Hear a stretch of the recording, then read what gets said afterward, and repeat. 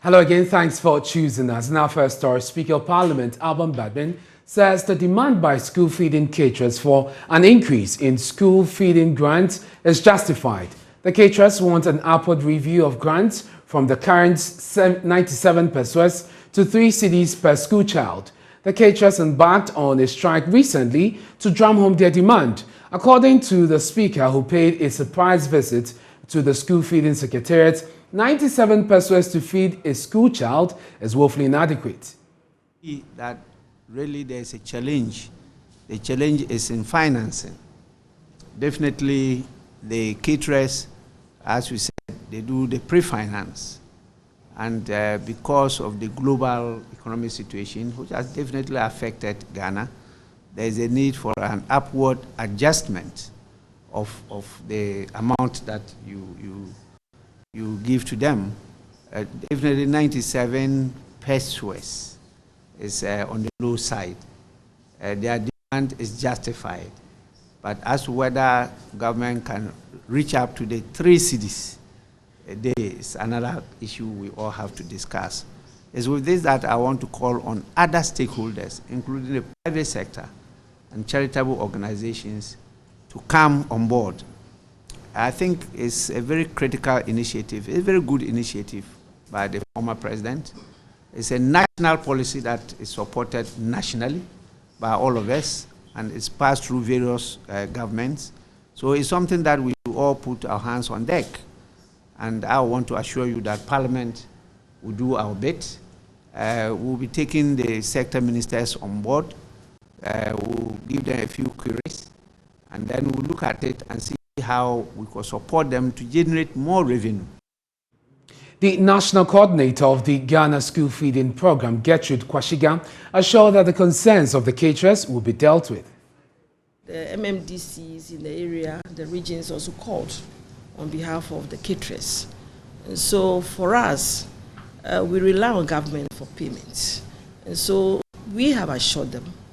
We will always continue to plead with them and to encourage them, and then to actually calm them down and to console them. Yes, we do that all the time. So I've assured them that last week we received 50 million Ghana cedis from controller. Last week, Thursday, I would say a week today. And so we're able to use the Thursday, Friday to transfer the money to GIBS for payment. And so GIBS also did their due diligence and then prepared the file for payment. And then that payment went on Monday. Because of course the weekends, they don't work during the weekends. So we assure them that let's wait and see. But my fear is that we're in the salary period where workers are being paid their salaries. So I don't know whether there will be money, but we are only praying, because we've talked to controller and then all the account staffs there, and they have assured us that we should take our time. So it's not too late. We'll still be hoping that something can drop. The Speaker's surprise visit also took him to the National Buffer Stock Company. He expressed concern about the recent hikes in food prices. You know how food is critical to our lives. It's one of the 5 most essential ingredients of human life. Apart from air, water, I think the next thing is what? Food. And after food, you can have clothing, and then the next, shelter over your head. These are the 5 critical ingredients of life, and we have to focus on it. So this was a very good initiative by earlier government.